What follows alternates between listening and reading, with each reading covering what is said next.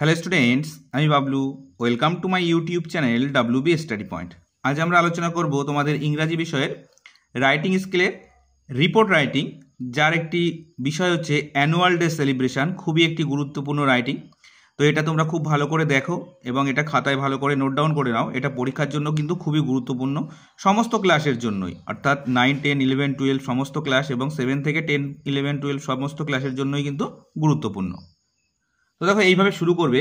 Staff reporter অর্থাৎ নিজস্ব সংবাদদাতা যেটাকে বলা হয়, যেদিন থেকে তোমরা রিপোর্ট লিখছো 25 জানুয়ারি 2024 Angrail.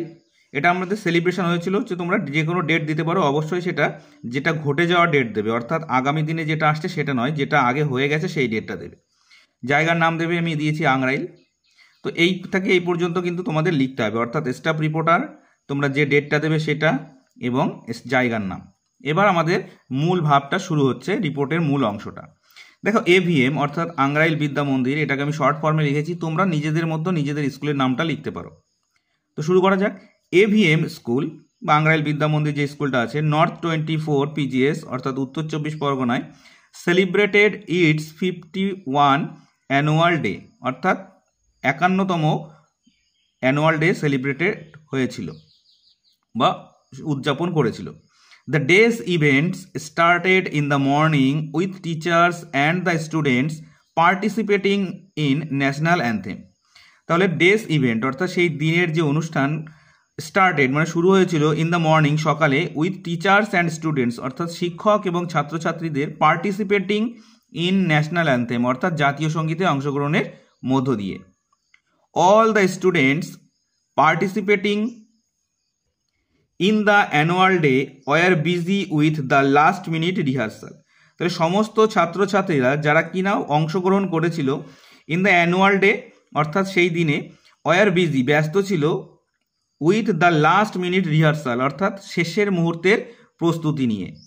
The program was scheduled to start 6 PM। তাহলে সেই প্রোগ্রামটি একদম শুরু হবে, তার শিডিউল ছিল কটায়? 6টায় অর্থাৎ সন্ধ্যার সময়। And parents of all the students were invited, এবং সমস্ত ছাত্রছাত্রীদের অভিভাবকদের কিন্তু নিমন্ত্রণ করা হয়েছিল। দ্য চিফ গেস্ট অর্থাৎ প্রধান অতিথিরা ছিলেন, including dignitaries like SDO, SP, panchayat pradhan, অর্থাৎ তোমরা আরও যে কোনো কিছু নাম কিন্তু এখানে তোমরা লিখতে পারো। The program started with the junior students entertaining the audience with their dance and drama। অর্থাৎ প্রোগ্রামটি শুরু হয়েছিল বা অনুষ্ঠান শুরু হয়েছিল কি, উইথ দ্য জুনিয়র স্টুডেন্ট অর্থাৎ ছোট ছোট যে সমস্ত ছাত্রছাত্রীরা ছিল, অর্থাৎ 5 থেকে 6 পর্যন্ত, এন্টারটেইনিং দ্য অডিয়েন্স অর্থাৎ যে দর্শক ছিল তাদেরকে আনন্দ দিয়েছিল, with their dance and drama তাদের নৃত্য এবং নাটকের মধ্য দিয়ে। আফটার দ্যাট তারপরে, students of class 7 and 8 performed a dance drama based on Rabindranath Tagore's Chitrangada, which impressed the audience beyond expectation। অর্থাৎ তারপরে কি করেছিল, 7 এবং 8-এর ছাত্রছাত্রীরা অনুষ্ঠানের মধ্য দিয়ে একটা নৃত্য এবং নাটক, ডান্স ড্রামা বেসড, যেটা হচ্ছে নৃত্যনাট্য বা যে ডান্স, যার মধ্যে নাচও থাকছে এবং কিছু অভিনয়ও থাকছে, সেটা রবীন্দ্রনাথ ঠাকুরের চিত্রাঙ্গদার উপর ভিত্তি করে তৈরি করা হয়েছিল, এবং যেটা অডিয়েন্সকে তাদের আশার অনুরূপ থেকেও কিন্তু অনেকটা বেশি আনন্দ দিয়েছিল। সুন আফটার দ্যাট পারফরমেন্স অর্থাৎ ওই চিত্রাঙ্গদা পারফরমেন্সের পরেই, the class 10 students performed A Bihu dance with got a lot of appreciation from the audience. অর্থাৎ ওই অনুষ্ঠানটি শেষ হওয়ার পরেই 10ম শ্রেণীর ছাত্রছাত্রীরা একটি বিহু নৃত্য পরিবেশন করেছিল, যেটাও কিন্তু দর্শকদের খুব আনন্দ দিয়েছিল। The day's events came to an end with the headmaster delivering his vote of thanks and extending his warm regards to every parents at the annual function.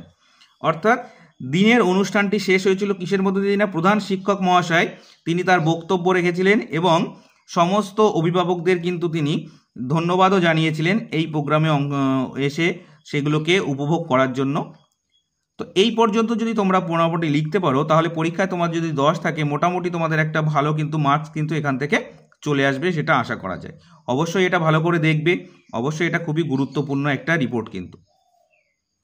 তো আজকের ভিডিও এই পর্যন্তই। আর আজকের ভিডিওটি যদি ভালো লেগে থাকে অবশ্যই লাইক করবে এবং চ্যানেলটি সাবস্ক্রাইব করে নিয়ে বেল নোটিফিকেশান অল করে রাখবে পরবর্তী সমস্ত গুরুত্বপূর্ণ ভিডিওগুলোর নোটিফিকেশান পাওয়ার জন্য।